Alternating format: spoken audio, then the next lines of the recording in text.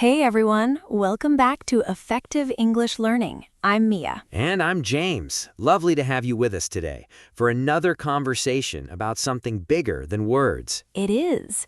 Today we're talking about dreams and goals. And James, I want to open with a question that most adults are never actually asked. Go on. I have a feeling it's a good one. Here it is. What do you actually want? Not what you should want. Not what your family expects. What do you truly want from your life? And isn't it strange? As children, we're asked that constantly. What do you want to be? Then we grow up and nobody ever asks again. And we stop asking ourselves, too. We get busy. The dream gets quietly folded up and put in a drawer. That's such a sad and accurate picture. So today, we're opening the drawer. We'll talk about the difference between a dream and a goal, how to find out what you really want, and how to actually get there. And I suspect a lot of people listening have a dream they've never said out loud. Almost everyone does, and a dream kept in silence tends to stay a dream forever.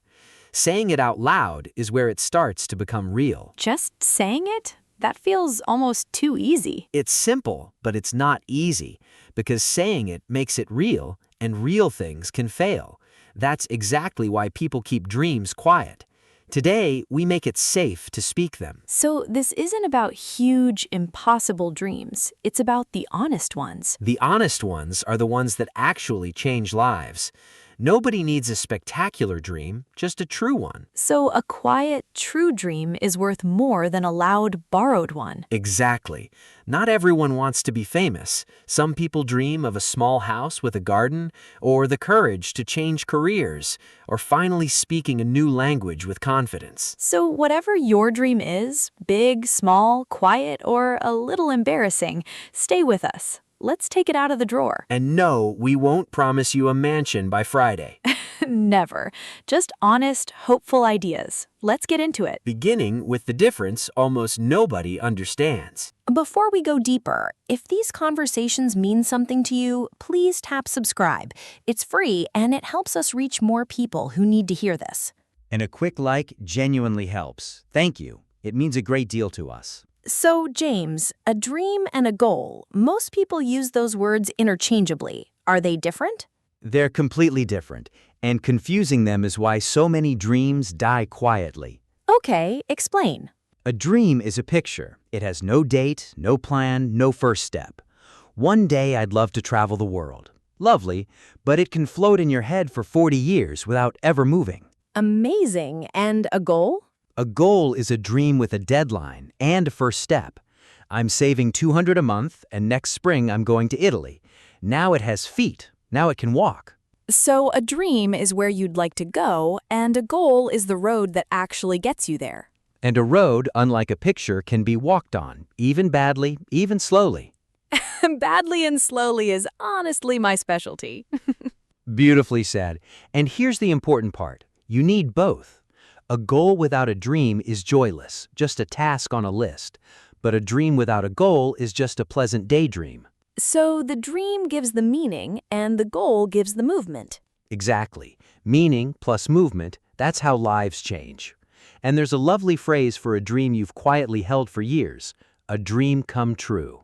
A dream come true, something you've longed for that finally happens.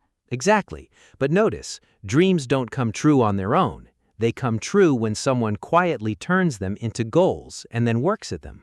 So today's real job is turning that picture in your head into a road under your feet. That's the whole episode. But first, what if you don't even know what your dream is? Yes, that's a real problem, isn't it?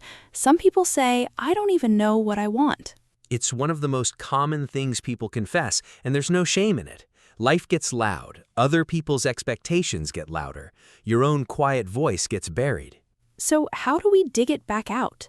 A few gentle questions. First, what did you love as a child before anyone told you what was practical? Children rarely lie about what delights them. That's a beautiful place to start. What else? Second, what do you envy? Not in a bitter way, but when you see someone's life and feel a little ache, that ache is information. It's pointing at something you want. So envy is actually a clue, not a flaw? A signpost. It shows you what matters to you. And third, What would you do if nobody would ever laugh at you and money wasn't the question? Those 3 questions would tell you a lot, honestly. They usually do. And here's the key. Don't wait for one blinding flash of certainty. Most people don't find their dream in a lightning bolt. They uncover it slowly by trying things. So the dream appears through action, not just through thinking. Nearly always, sitting still and waiting for clarity rarely works. Try a class, start a small project, take one step down a road, and the road tells you things you could never have guessed from the doorway. So clarity is something you walk into, not something you wait for. And there's such relief in that. You don't need to have it all figured out before you begin. Beginning is how you figure it out. So not knowing isn't a reason to wait. It's a reason to take one small step. Beautifully put. Move and the fog clears. Stand still and it just gets thicker. So if you don't know your dream, start moving and let it find you. And now, an uncomfortable but important question. Uncomfortable. I'm intrigued. What's the question? Is the dream you're chasing actually yours, or is it someone else's, quietly handed to you? Ooh, that stings a little. What do you mean? So many people pursue the career their parents wanted, the life their friends admire, the success their culture applauds. They work incredibly hard and arrive somewhere that doesn't feel like home. Oh, because they climbed a ladder that was leaning against the wrong wall. That's exactly the picture. And there's no cruelty in the family or friends. They wanted good things for you, but their good things may not be yours. So how do you tell the difference? How do I know if the dream is really mine? Ask yourself, would I still want this if nobody ever knew I achieved it? No applause, no announcement, nobody impressed. If the answer is still yes, it's yours. Oh, that's a beautiful test. If I'd won it in complete silence, it's real. And it explains why some people reach their goal and feel oddly empty. The applause fades, and there's nothing underneath. So chasing the wrong dream can succeed and still leave you hollow. That's worth knowing early. That's the test. Because a borrowed dream always needs an audience. A true one is quietly satisfying, even alone. And what if someone realizes they've been chasing the wrong dream for years? Then that realization is a gift, not a tragedy, however painful it feels.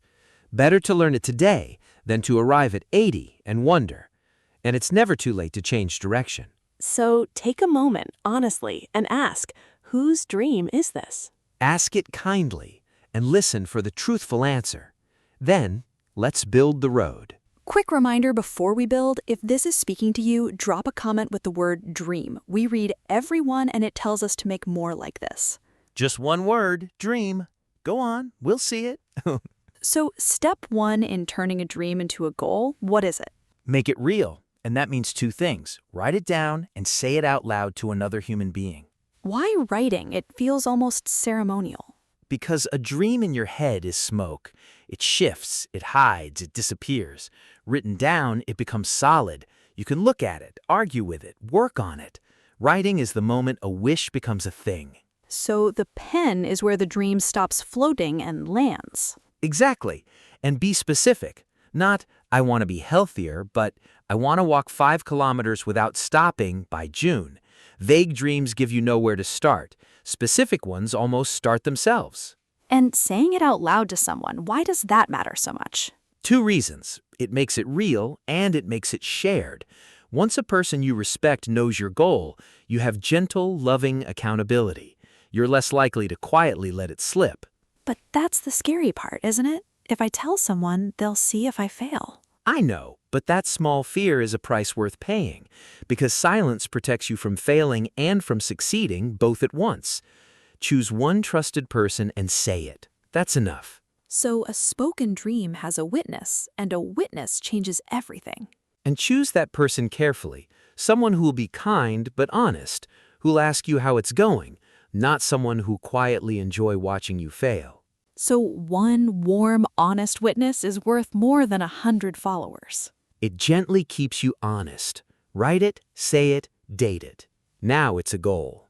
Step 1 done. What's next? Now we make it small enough to actually start.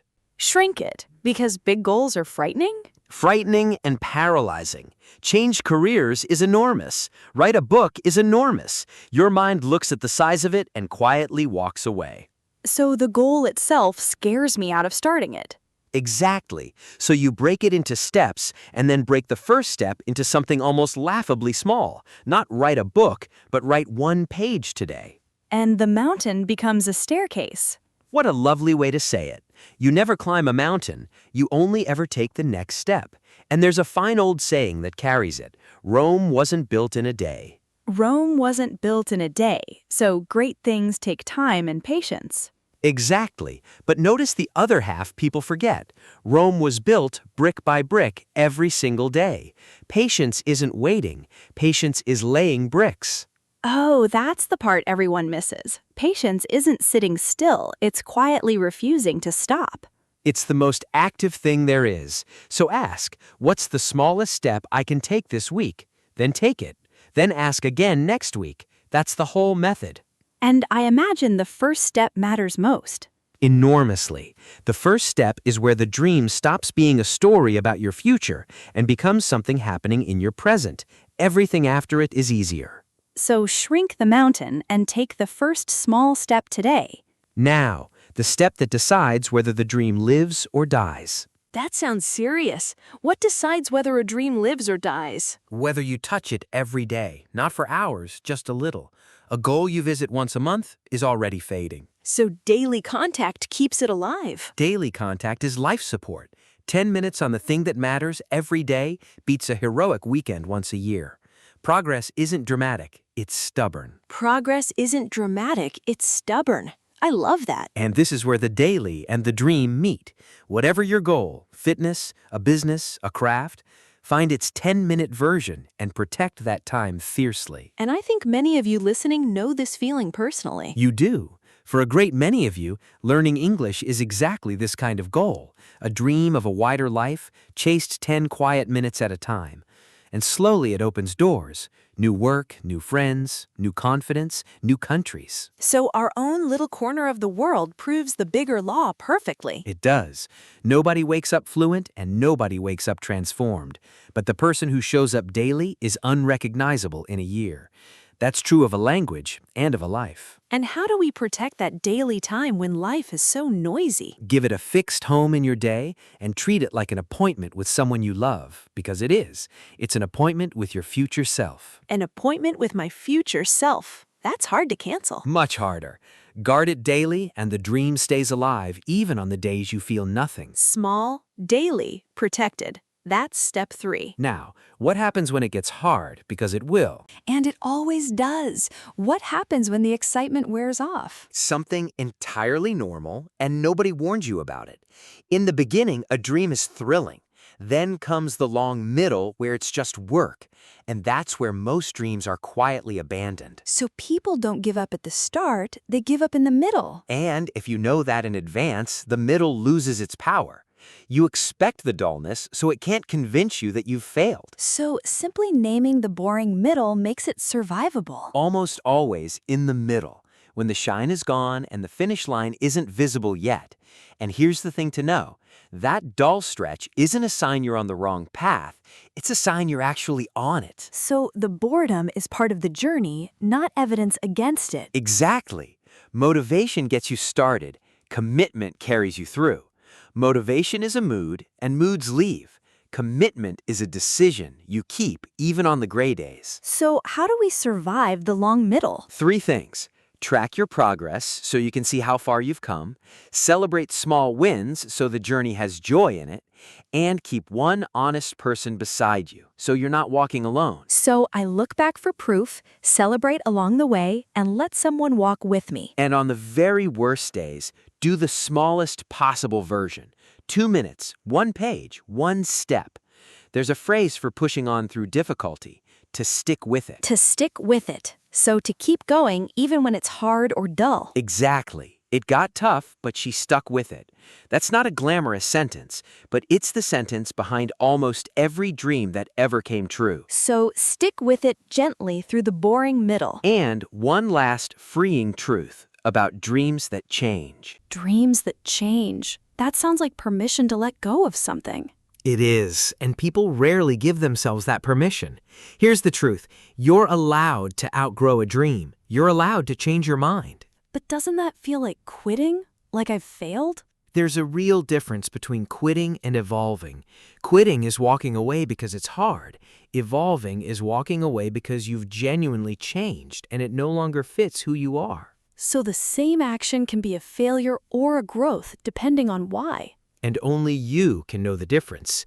Sit quietly with it. Fear is loud and panicky. Truth is calm and steady. So I listen for the calm answer, not the frightened one. Exactly. And the honest question is, am I leaving because of fear or because of truth? Fear says this is too hard. Truth says this isn't me anymore. And if it really isn't me anymore? Then let it go with gratitude. It carried you somewhere. You learned things you'd never have learned standing still. No honest effort is ever wasted, even when the destination changes. So the years spent chasing an old dream still built the person I am. Every one of them. And that person is now free to choose a truer path with all that experience in their pocket. That's not a loss. That's a life. So dreams aren't promises I'm trapped by. They're directions I choose and can re-choose. Beautifully said.